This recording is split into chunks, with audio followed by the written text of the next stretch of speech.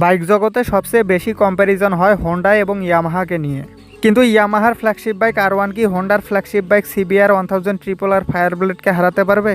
দুটি বাইকেরই ইঞ্জিন হিসাবে ব্যবহার করা হয়েছে ইনলাইন 4 সিলিন্ডার 16 ভালভের লিকুইড কুল DOAC ইঞ্জিন, কিন্তু R1-এ ব্যবহার করা হয়েছে ক্রসপ্লেন ক্র্যাঙ্কশাফট, যেটা পৃথিবীর আর অন্য কোনো সুপার বাইকে ব্যবহার করা হয়নি। আর তাই R1 সর্বোচ্চ 198 হর্স পাওয়ার এবং 112.4 নিউটন মিটার টর্ক উৎপাদন করতে সক্ষম। কিন্তু আফসোস, তবুও এটা শক্তির দিক থেকে ফায়ারব্লেডকে হারাতে পারবে না, কারণ ফায়ারব্লেডের ইনলাইন 4 সিলিন্ডার ইঞ্জিন সর্বোচ্চ 217 হর্স পাওয়ার এবং 114 নিউটন মিটার টর্ক উৎপাদন করতে পারে।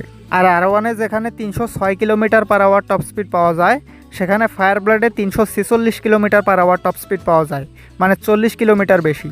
তাছাড়া ফায়ারব্লেডে 0 থেকে 100 কিলোমিটার পার আওয়ার গতি ওঠাতে সময় লাগে 2.9 সেকেন্ড, যেখানে R1-এ সময় লাগে 3.3 সেকেন্ড।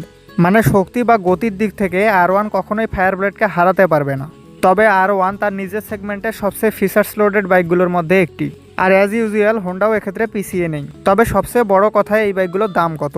ভারতে R1-এর এক্স শোরুম প্রাইস 20,39,000 রুপি এবং ফায়ারব্লেডের এক্স শোরুম প্রাইস 23,26,000 রুপি। তবে সিসি লিমিট থাকার কারণে বাংলাদেশের বাজারে এই বাইকগুলো কখনোই আসবে না। তবুও বাংলাদেশের বাজারে আসলে ট্যাক্স সহ এগুলোর আনুমানিক বাজার মূল্য কত হবে সেটা আমি হিসাব করতে গেছিলাম। আর হিসাব করতে গিয়ে আমি প্রায় 1.5 মাসের মতো পাগল আছিলাম। আরে